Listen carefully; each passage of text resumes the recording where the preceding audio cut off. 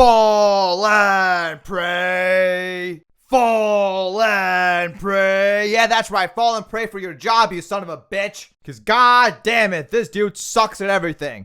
Yeah, that's right. I just ripped the band-aid off. Karrion Kross sucks at everything, and he should be nothing more than a jobber. Oh, but the crowd, though, the crowd chants his name. I don't care, alright?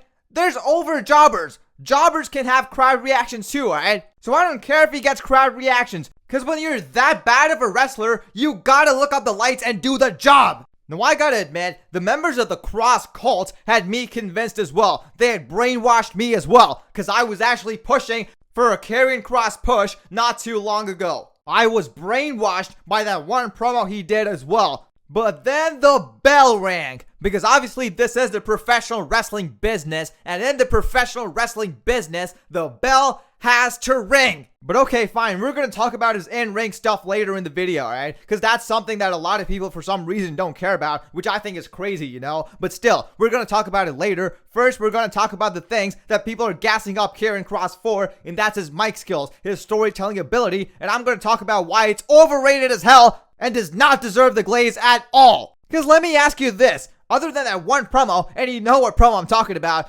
other than that one promo, has there been any other Karrion Kross promo in his career that is great and worthy of the glaze? Absolutely not!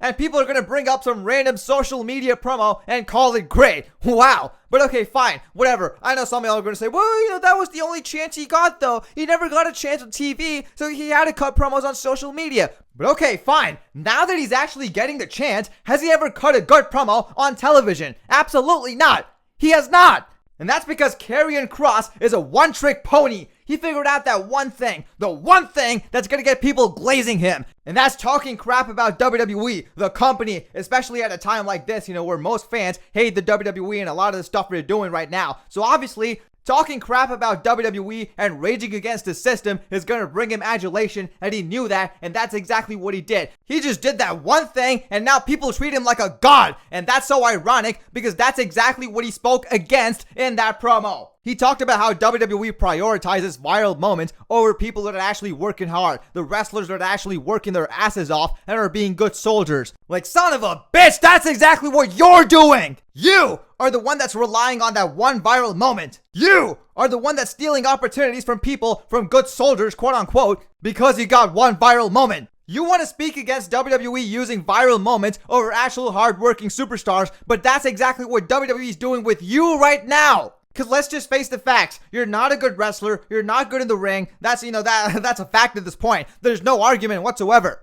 You're not good in the ring, and you haven't cut a good promo ever since that one promo that you went viral for. Because I've been watching this whole feud with Sami Zayn, and this dude has spent the last 3 months or so saying a bunch of nothing. Nothing, man. But okay, I kind of feel bad talking a lot of crap about Karrion Kross, I'm not gonna lie. Because he does seem like a good person in real life, you know? He seems pretty chill. Which is why, sure, let's have him around. Let Karrion Kross be in WWE, but as a jobber. Because he's a good jobber, alright? That's what he's good at. Let him just be a good jobber. Let him just be the 6'4" big guy that just puts people over, that is used to put people over. You can do that. That's great. I have no problem with that whatsoever. But what you cannot do is give him a SummerSlam feud with Sami Zayn. Because let's be honest, he hasn't delivered on any promo. He hasn't delivered on any match either. So why is he in this big position, huh? Is it because of the crowd? Huh? Is that why? Is it because of the crowd? It's because apparently that's what you guys said in the WWE Unreal documentary, right? You gotta strike the iron when it's hot. Well, what the hell are you guys doing with LA Knight, huh? What are you guys doing with LA Knight? That guy's been hot for 2 years now. Consistently. He's never cooled off, man. Never. And you've not done anything with him. Drew McIntyre. This guy was the MVP of 2024. Getting loud crowd reactions. Amazing feud with CM Punk. Everybody's always so interested in what he's going to do next. And now what are you doing with him? Jelly Roll? He's in the feud with Jelly Roll? And LA Knight is jobbing after Tala Tonga and JC Mateo? And Karrion Kross gets a SummerSlam match with Sami Zayn, huh? Get out of here, man. I'm sick and tired of nobody's going to give me the crowd argument, alright? The crowd argument makes no sense whatsoever because it's so inconsistent. How does the crowd argument work for Jey Uso and Karrion Kross but not for LA Knight and Drew McIntyre? How are the good wrestlers that are actually main event level, who are getting good reactions, not getting pushed to that level, but the bad wrestlers who are horrible in the ring and on the mic are getting this push just because the crowd is delusional and loves them, huh? How? And do you really think the crowd is gonna hijack your shows if Karrion Kross is booked like a jobber? Or forget that, if Karrion Kross gets fired today, right here, right now, as we're speaking, if he gets fired, do you think the crowd is gonna revolt and start a movement? Absolutely not, man. They're gonna forget about it the very next day.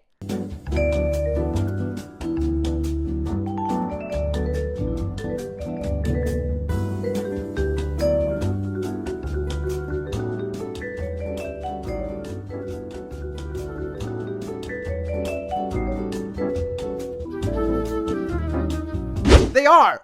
I'm not saying he should get fired, but here's the thing. The crowds are just a bunch of NPCs. Once something becomes a thing, once something catches on, like this We Want Kross movement, for example, just because he cut that one promo that went viral, which, like I said, is exactly what he stood against in that promo, but whatever, right? That one promo went viral, and a lot of people said, we want Kross, and now everybody in the crowd says, we want Kross, because that's a thing now. That's just it. But when you actually go up to them, when you actually go up to each and every single person in that crowd and ask them, what about Karrion Kross makes you so intrigued in his character that you're spending your time and energy chanting for him, cheering for him, and they won't be able to give you an answer, right? They're either going to tell you that one promo that went viral, obviously, or they're not going to be able to give you an answer. They're not. So what else, huh? What else do these Kross cult members say to glaze Karrion Kross? What else do they say, huh? Oh yeah, they're going to say, have you seen Scarlet?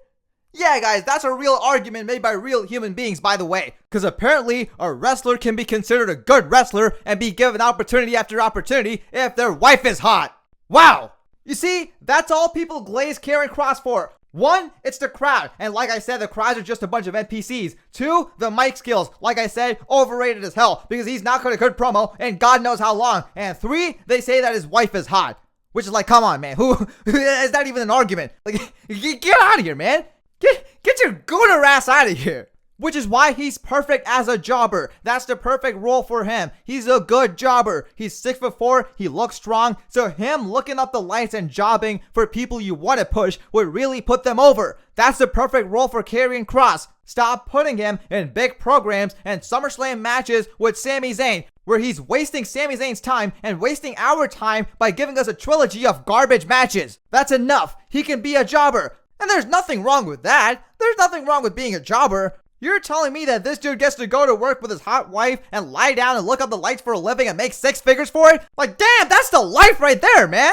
That's the life. This dude made it. He made it in life. That's enough. He can be a jobber. But nothing, and I mean nothing above that. With that being said, that is it for today's video, guys. Thank you so much for watching. I'll see y'all in the next video. Peace out.